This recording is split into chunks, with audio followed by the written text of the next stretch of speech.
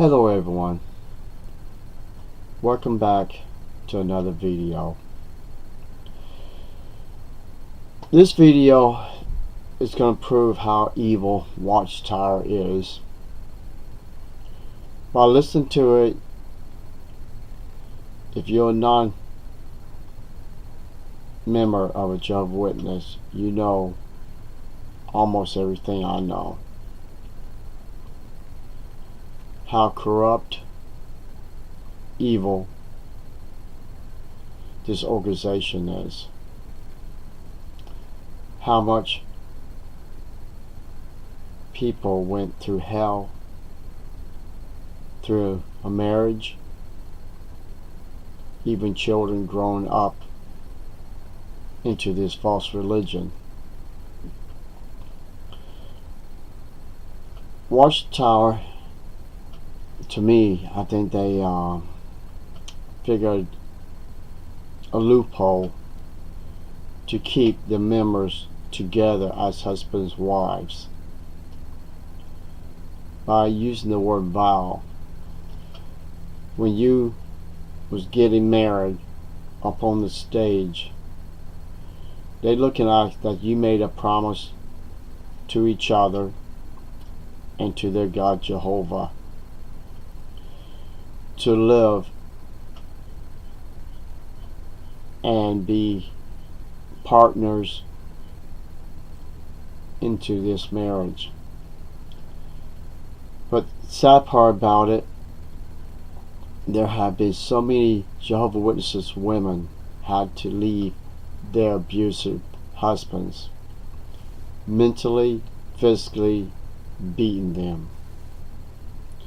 Watchtower thinks, if you can force someone to stay in a relationship because you made a vow to that person, a vow to Jehovah, you're obligated to stay in this false religion. I totally disagree. One, Jehovah's Witnesses, you've been told many times from your government body and other sources that the God you worship does not even exist. It's not even a Hebrew name. And for someone to stay in an abusive relationship when their husband is committing adultery and many other things, it is pure evil to stay with an abusive husband.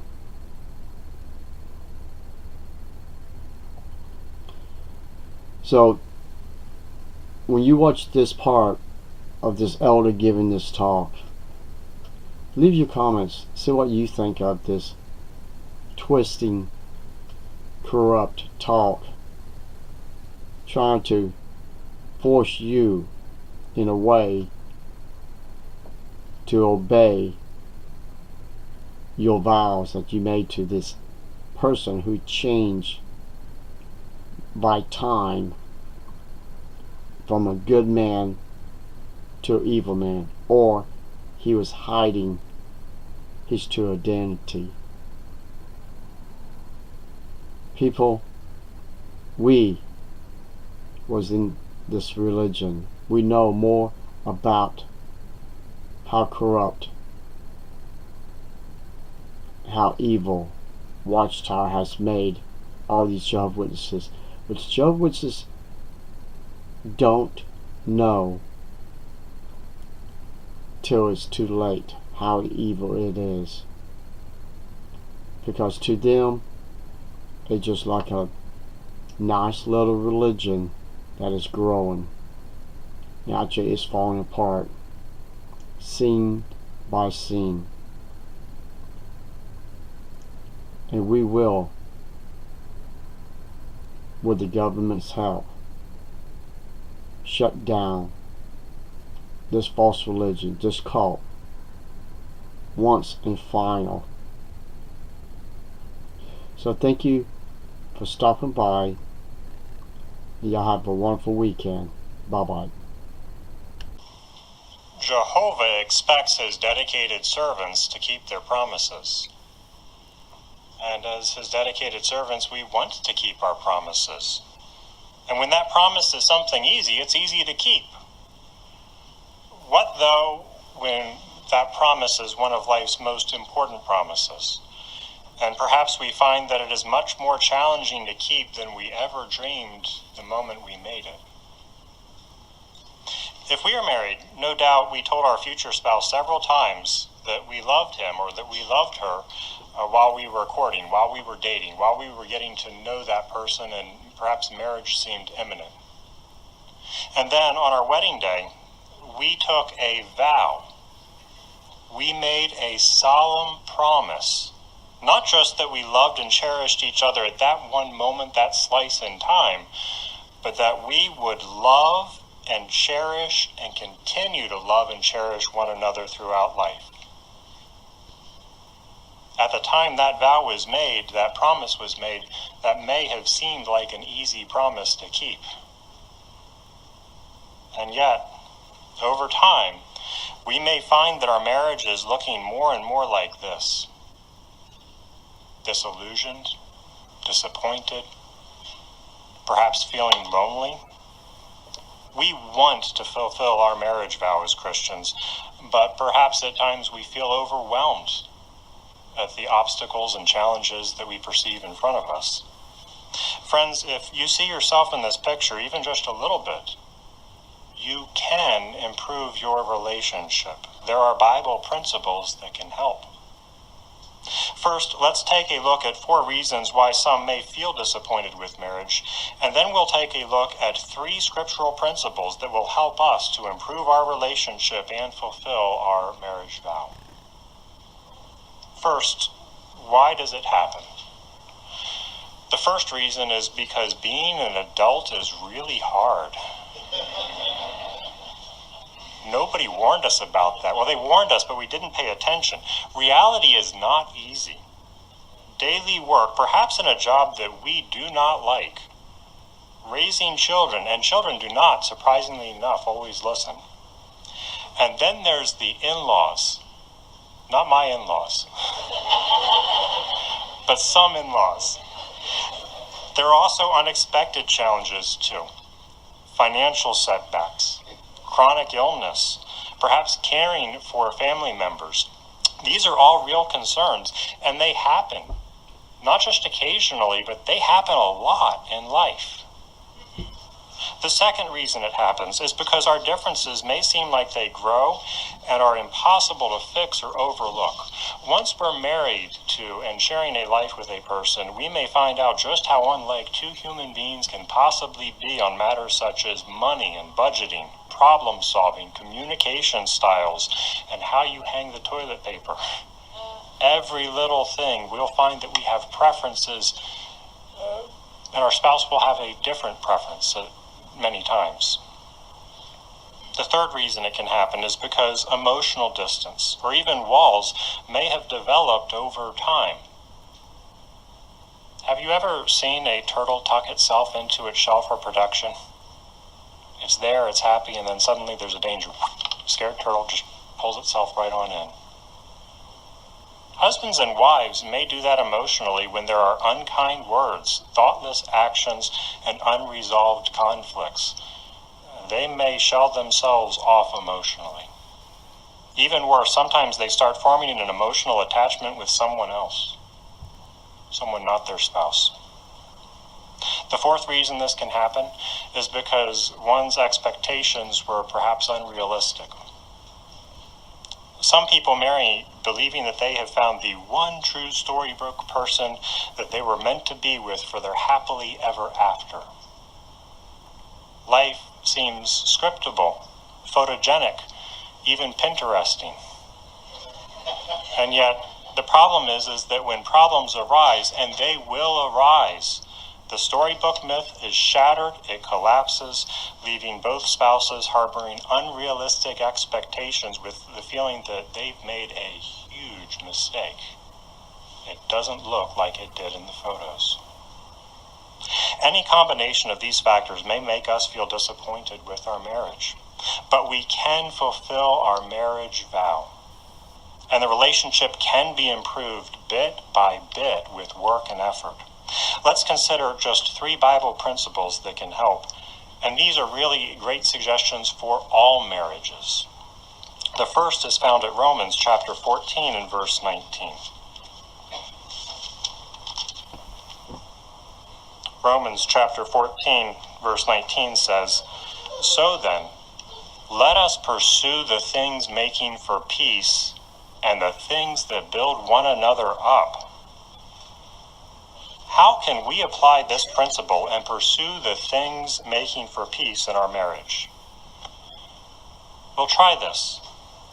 Think of 3 positive qualities that your mate possesses. It doesn't have to be right now, but maybe tonight. And then you could write those down, perhaps on the back of a wedding photo, the one where she looked really, really cute, or he looked really, really handsome. You write down the 3 qualities that you think of that you really, truly most appreciate that your spouse shows.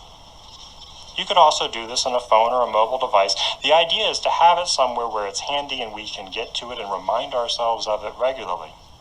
And the reason why is because focusing on people's positive qualities, including those of our spouse, promotes peace. And it helps us to put up with our differences, with the things that we wouldn't have written on the back of that photo. We focus on the positive of that person and how Jehovah views them. The second scriptural principle that will help is Proverbs 5 verse 18.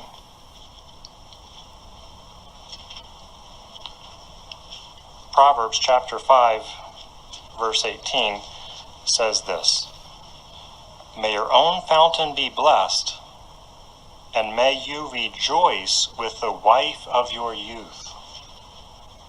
How do you rejoice with the wife of your youth? Well, how did you rejoice with her when you were courting, when you were dating?